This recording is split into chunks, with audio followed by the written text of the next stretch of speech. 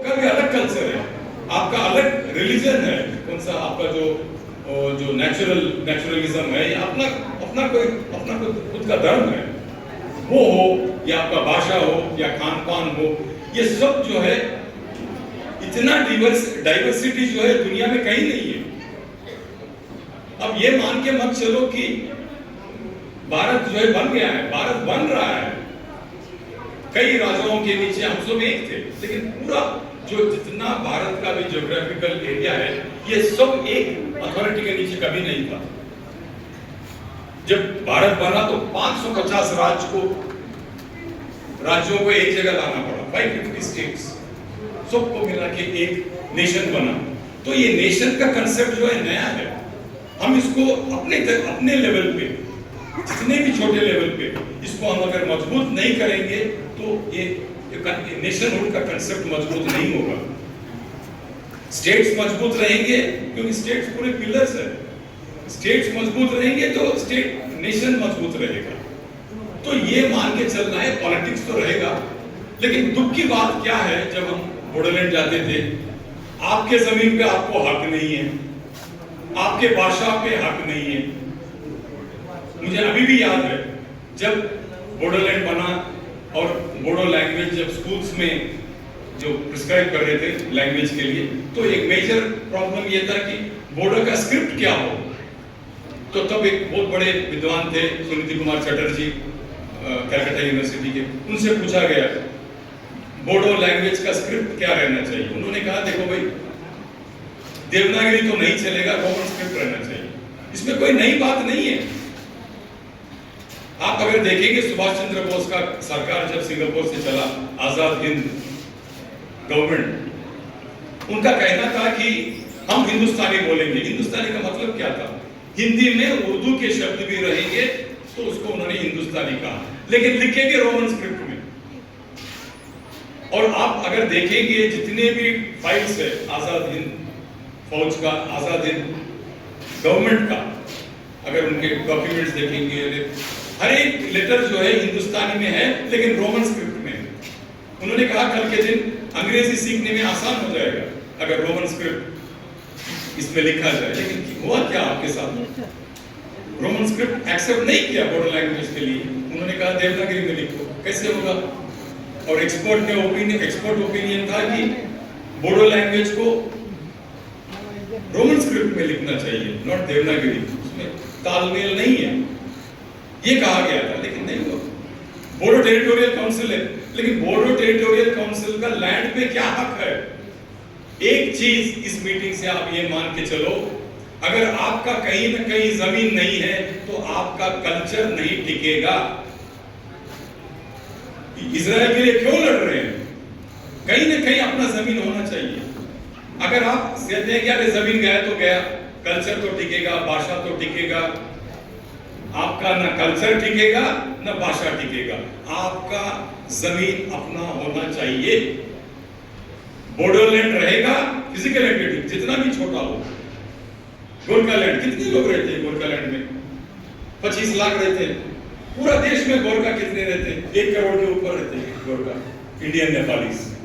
क्या ये 1.5 करोड़ लोग जाके क्या वहां बसेंगे? क्या असम में निकलेंगे 10 लाख नेपाली, इंडियन नेपालीज, गोरखा? उसका मतलब नहीं है। लेकिन अगर अलग राज्य नहीं है, गोरखालैंड अगर नहीं है, न गोरखा कल्चर रहेगा, न गोरखा लैंग्वेज रहेगा। Same thing applies to everybody. यहां भी पहले निजाम थे, राजा था, सबसे अमीर राजा था, तो हम पूछते थे तेलंगाना बनने के बाद हमको क्या क्या जो करना था वो हमने नहीं किया।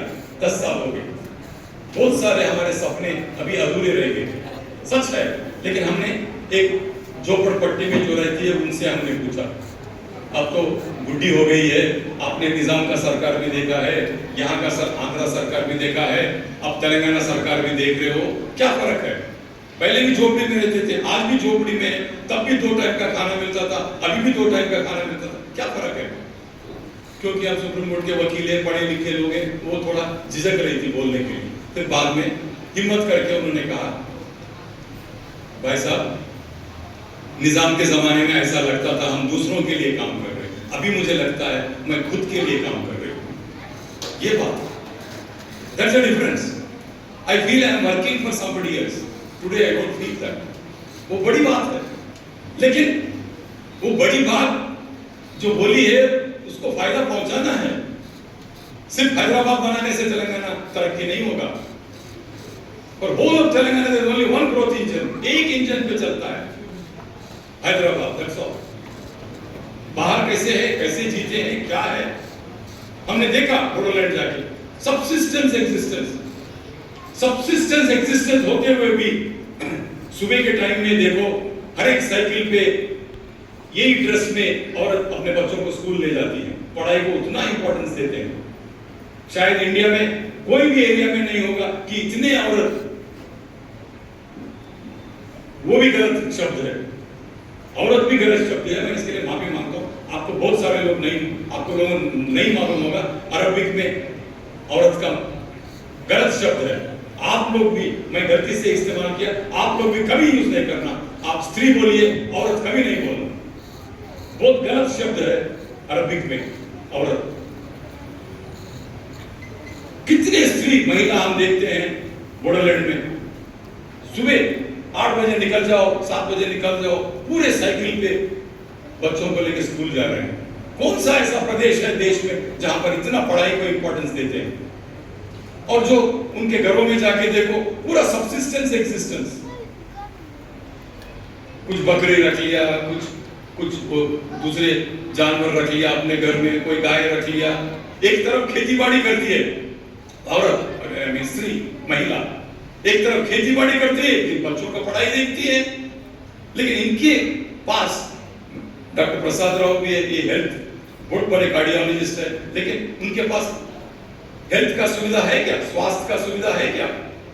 पढ़ाई स्कूल तो आगे है, लेकिन उसी संख्या में अस्पताल है क्या, हॉस्पिटल्स है क्या, क्लिनिक्स है क्या? ये उसका जिम्मेदारी नहीं है क्या? कौन सा जो भी टेरिटोरियल काउंसिल है, लेकिन टेरिटोरियल काउंसिल कब आता है? पूरा पैसा सेंटर से स्टेट गवर्नमेंट को आएगा, स्टेट गवर्नमेंट जो टेरिटोरियल काउंसिल को देगा वही रहेगा। लेकिन अगर आपका राज्य रहेगा, अगर आपके पास टैक्सिंग पावर रहेगा, तो पैसा आप सेंट्रल गवर्नमेंट को देंगे। पहले पैसा आपके पास उत्पन्न होगा, उसके बाद आप देंगे। लेकिन आज के दिन वो जो देता है वही आपके पास है। इतना मैं कह के छोड़ देता हूं कि आपका अगर कल्चर टिकना है तो बोडोलैंड बनना पड़ेगा, आज नहीं तो कल। जब दिल्ली के जो लीडरों में उनके दिमाग में आएगा, जब जैसे तेलंगाना बनाए, किसी भी कारण हो, राज्य के पॉलिटिकल रीजंस अलग होते हैं, लेकिन अपना डिमांड वैसे ही कायम रखना है। हमको खड़े होना चाहिए इसके लिए। इसीलिए नहीं कि कहूंगा हमको पॉलिटिकल हक मिलेगा, पॉलिटिकल पोस्ट मिलेगा, नहीं। आपका जो तौर तरीके है, आपका जो कल्चर है, वे ऑफ लाइफ, इसको अगर प्रोटेक्ट करना है, अगर इस देश में इतना वैरायटी है, लद्दाख का कल्चर अलग, श्रीनगर कश्मीर वैली का अलग, मणिपुर अलग, गोरखालैंड अलग, इतना वैरायटी कहाँ है? फिर भी हम सब एक है, ये बहुत बड़ी बात है। लेकिन ये एकता को don't take it for granted, कभी भी टूट सकता है। अगर हम इसको मजबूत नहीं करेंगे तो टूटेगा। तो जैसे कहते हैं कि we are all proud of India, but सवाल ये है कि is India proud of you? India will be proud of you when you keep its unity. जो डाइवर्सिटी है उसमें अगर यूनिटी हम कायम रखें, लेकिन ये यूनिटी तभी टिकेगा व्हेन आप अपना जो पावर है, दिल्ली का पावर स्टेट्स में आना चाहिए, स्टेट का पावर गांव तक जाना चाहिए। डिसेंट्रलाइजेशन के बगैर कोई पावर नहीं टिकेगा, कोई भी देश नहीं टिकेगा। तो फेडरलिज्म जो है ऊपर से नीचे तक जाना चाहिए, गांव के लेवल तक। तो हम चाहते हैं आज नहीं तो कल, जैसे बोडो टेरिटोरियल काउंसिल बना, कोई ना कोई दिन बोडो स्टेट बनेगा। आपका हक आपका जमीन पे, आपके भाषा पे, आपका संस्कृति पे आपका पकड़ रहेगा। जय हिंद, जय बोडो।